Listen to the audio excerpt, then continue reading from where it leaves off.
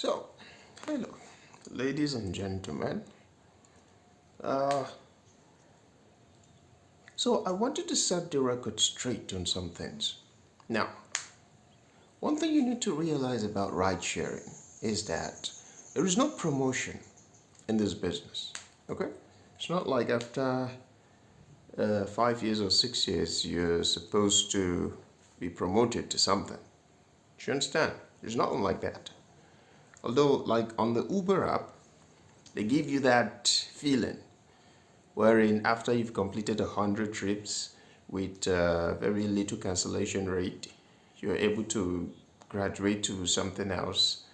It doesn't necessarily mean you're going to earn better, but for instance, when you're at the airport, you have a priority pickup. So even if some 10 drivers were there before you, if you've got into that, I think it's platinum level, anybody who is booking an Uber at the airport, you will get that order first, right? So that's the only kind of promotion there is.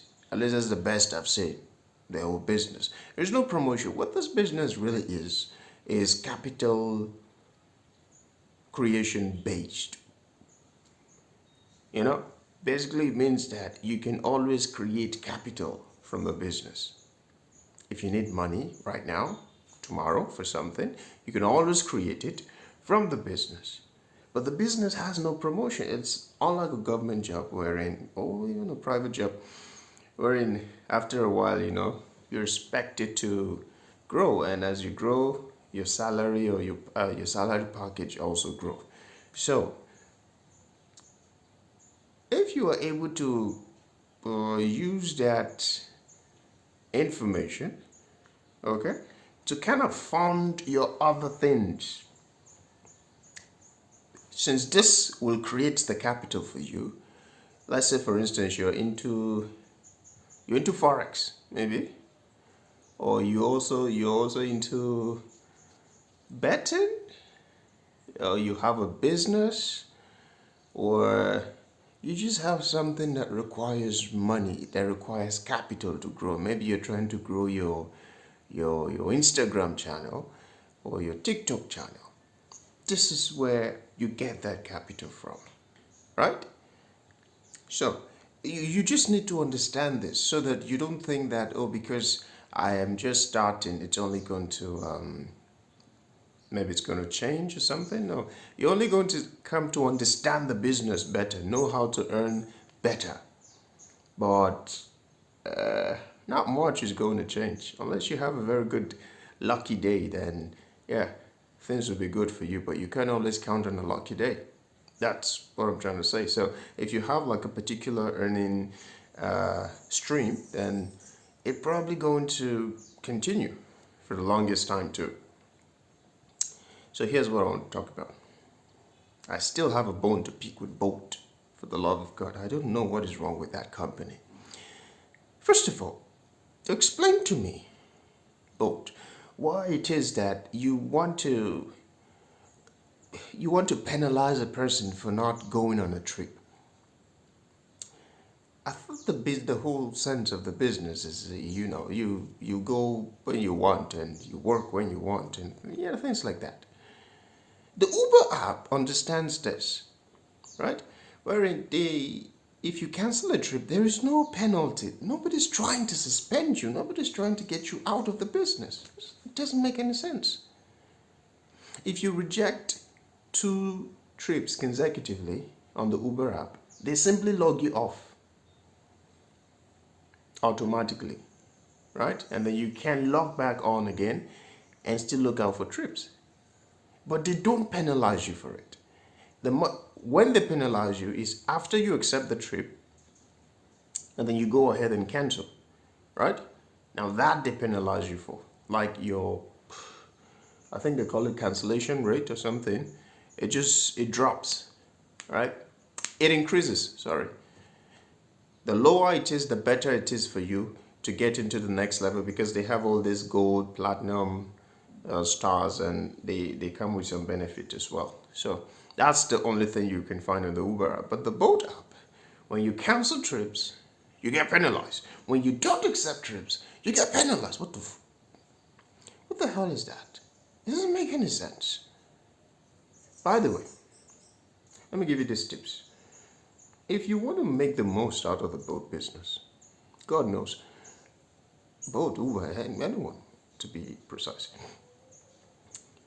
you really need to find those offline trips. I swear to God. I tried doing the regular thing at one time, and I realized, like, by the end of the day, I was 7,000 short of what I would normally say is my take home for a good day. I was 7,000 short, only because I kept paying commission, right, for almost all the trips that I took. Of course, that's because I'm quite close to their commission cap, 12,000 something. So I kept trying to reduce it for every trip, and I realized at the end of the day I paid almost 7,000 in commission. So imagine if I didn't have to pay that 7,000 in commission, then you get my point. Ultimately, what I'm trying to say is this: if you want to make the most out of any given day, okay, you have to select your trips. You cannot go for every trip, okay?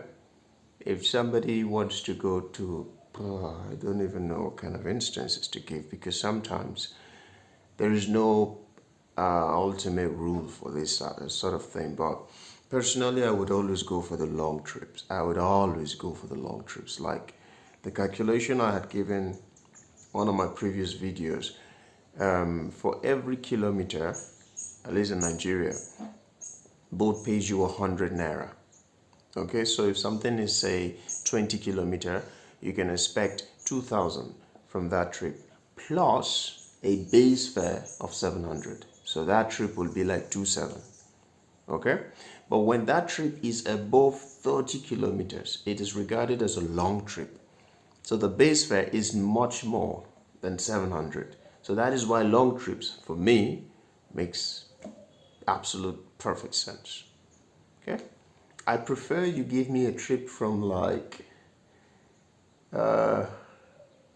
let's say if I was in Kubwa, give me a trip all the way to Gwagwalada or Kuje for, let's say, 10,000 or so, and then give me another trip from there to, let's say, Karu for another 12,000 or so, and then maybe back to Kubwa. That's a good day for me. Fucking good day. Sorry for cursing. But please pick out your trips. All of these trips that, the thing about short trips is that I'm not saying don't go on short trips, please. Somebody definitely has to. But what I'm saying is, the thing about short trips is, the moment I'm supposed to finish this trip in no more than 7 minutes, but God knows that trip is going to take around 15 minutes to 20 minutes. Why? Traffic, hold up, traffic light, whatever reason, it's just going to stretch out. So I prefer the type of trip that takes me on the express, without all these distractions and whatnot. And I get the good money from it too. And so before long, I'm already counting what I should be counting, at least for like a take home for that day. You cannot accept every trip, and that is why it annoys me that boat has this nonsense thing where they penalize you for rejecting trips. Okay, so remember, if you reject trips, your acceptance rate is going to drop. If you cancel trip after acceptance, your driver score is going to drop. And please don't bother yourself in trying to win all their little bonus of 2,000, 3,000. Those are nonsense. I beg you to take a moment, a day maybe, and actually calculate and the days you try and get their bonus by finishing all the trips, and the days where you don't. In fact, you actually prioritize going offline as much as possible. Again, I'm reiterating, don't fight with customers who don't want to go offline. It's their right, man. Don't fight with them. If they say, no, I don't want to go offline, it's fine. Don't get angry, nothing. just go online and make sure you settle the commission if you think that they're going to block you. So remember, the account number where you pay in your commission on the boat app has become a very consistent one. So I would encourage you to make that account number into a beneficiary so that you can always send to the account number. Even while on the trip, you can send to them and it will still reflect before the end of the trip. Okay? So please take notes. If you cancel trips, your acceptance rate will drop. If you cancel trip after you've accepted it, your acceptance rate will drop. So interchange it. But if you really want to make the most, I'm still reiterating that you cannot accept every trip. That it just doesn't work that way. Okay?